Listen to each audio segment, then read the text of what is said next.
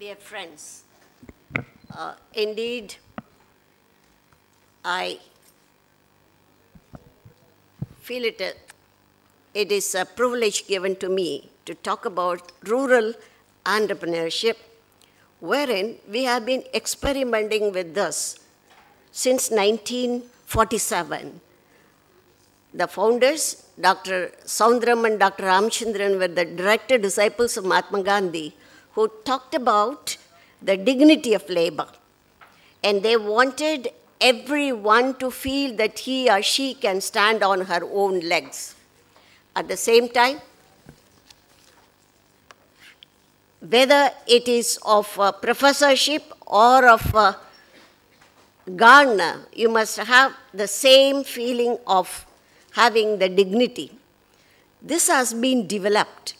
We promoted the people to come and work, not just merely to work, but learn as to how these skills could be imparted to others.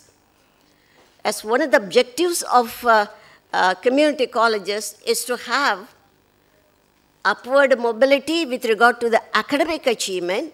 The second one is skill upgradation. In fact, all along, nearly for about 42 years, I have been in the formal system of education. And when we have taken up community colleges, we thought that our experience in Gandhigram would be of highly useful in promoting this two objectives of community colleges.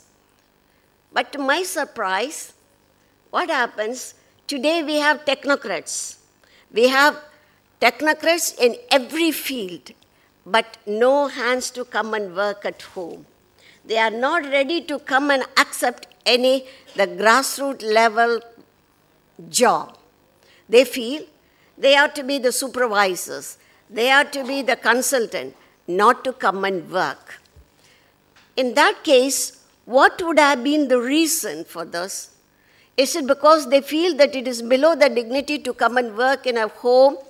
For example, we have been training the young girls to go and take up assisting the elders, assisting the deceased.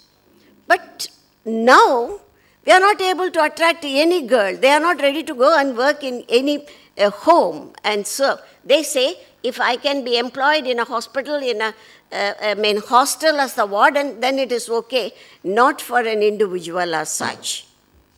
What could be the reason? We could, actually, when we analyzed, we thought that it is because they were having in the minds only the white-collar job. The mindset is to go and sit in a table and chair and then get their earnings being done. So in order to promote this, the entrepreneurship, wherein the young minds can innovate, the young minds can work, the young minds can enhance the quality of life of not only that individual, but also his family, the community, and the nation at large. Are we ready for that? How are we going to attract these young minds, especially the young generation who are ready to go and work anywhere just for 10 days? Now we have got 100 days work. What do? They go there and come back, and the rest of the days they want to be free.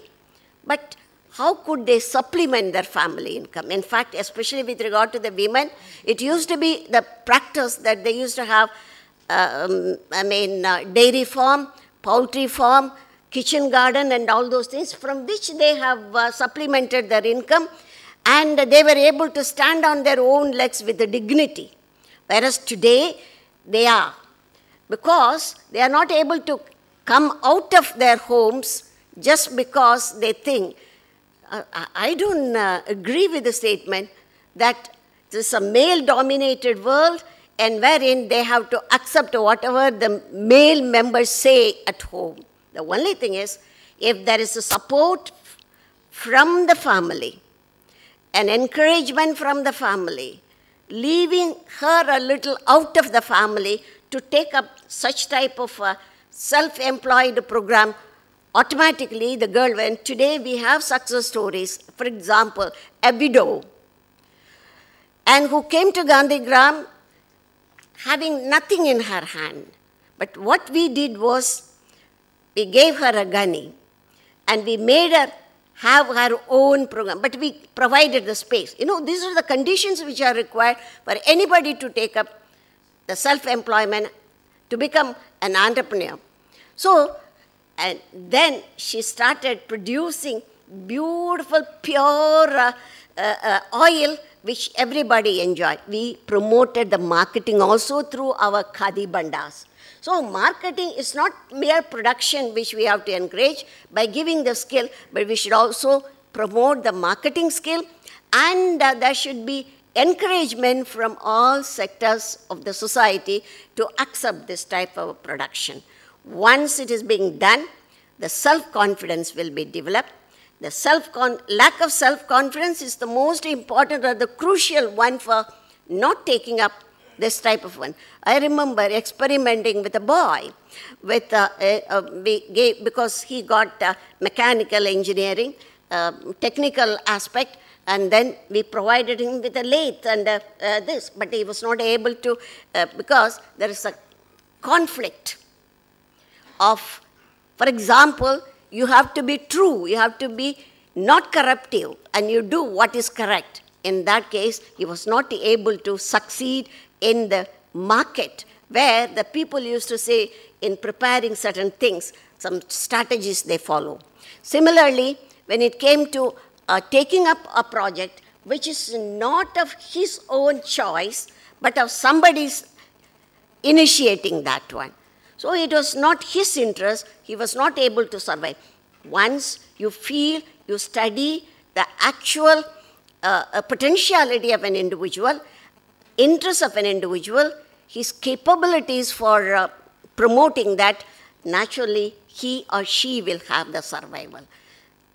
The first thing, any of us in the community college, if at all, we would like to take up a survey of the dropouts in the villages, especially in the district in where I'm working, and so that these dropouts could be encouraged, motivated to go in for the either academic upgradation, vertical growth, or pure vocational aspect.